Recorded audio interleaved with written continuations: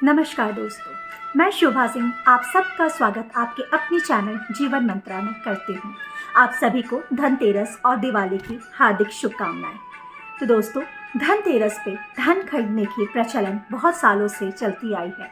ऐसी मान्यता है कि धनतेरस पे यदि हम धन खरीदते हैं तो उससे माता लक्ष्मी प्रसन्न होती है। तो हम सभी अपनी क्षमता के अनुसार सोने, चांदी, बर्तन और भी बहुत सारी चीज़ें खरीदते हैं। पर दोस्तों, धनतेरस के दिन धन के साथ साथ हमें एक झाड़ू खरीदने की भी एक प्रथा है जो बहुत ही ज़्यादा प्रचलित है। तो मैं आप सबको बताऊंगी कि ये प्रथा क्या है और इससे माता लक्ष्मी कैसे प्रसन्न होती हैं। मत्स्य पुराण के अनुसार झाड़ू को माता लक्ष्मी का ही स्वरूप माना गया है। इसलिए ऐसा कहा जाता है कि यदि हम धनतेरस के दिन झाड़ू लेकर के आएँ और उसकी पूजा करें तो माता लक्ष्मी बहुत प्रसन्न होती हैं और वो हमारे घर से दरिद्रता को दूर करती हैं, सुख समृद्धि बढ़ाती हैं, में वास करती हैं। तो दोस्तों, इसलिए धनतेरस के दिन झाड़ू खरीदने की प्रथा चलती आई है। तो दोस्तों, मैं आपको बताना चाहूँगी कि झाड़ू खरीदने से पहले हमें किन किन सावधानियों का ध्यान रखना चाहिए। हम ऐसी कोई गलती ना कर दें जिससे माता रुष्ट हो जाए। माता लक्ष्मी को प्रसन्न करने के लिए कोई बहुत बड़ी पूजा की ज़रूरत नहीं होती, कोई बहुत पैसे का भोग लगाने की भी ज़रूरत नहीं होती। बस माता को सही तरीके से उनकी पूजा की जाए, साफ़ सफाई का ध्यान रखा जाए, माता लक्ष्मी उससे ही प्रसन्न हो जाती है।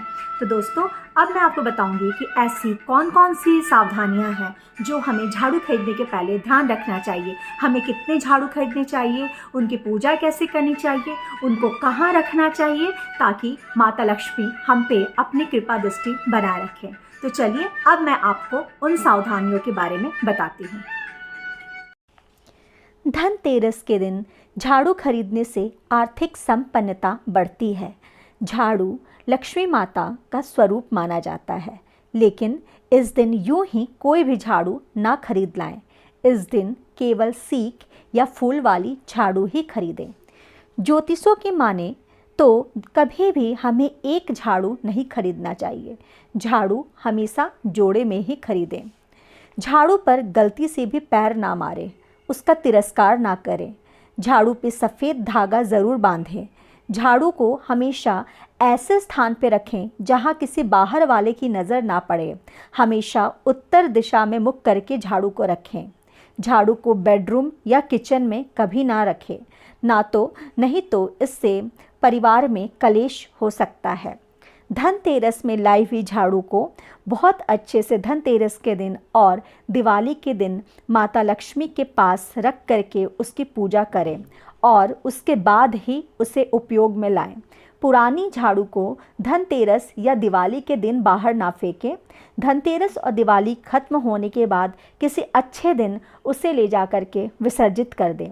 झाड़ू जो है वो लक्ष्मी माता के स्वरूप है, इसलिए हमें हमेशा ध्यान रखना चाहिए कि झाड़ू का तिरस्कार हम कभी ना करें और उसे ऐसे स्थान पर रखें कि किसी भी बाहर वाले की नज़र उस पर ना पड़े।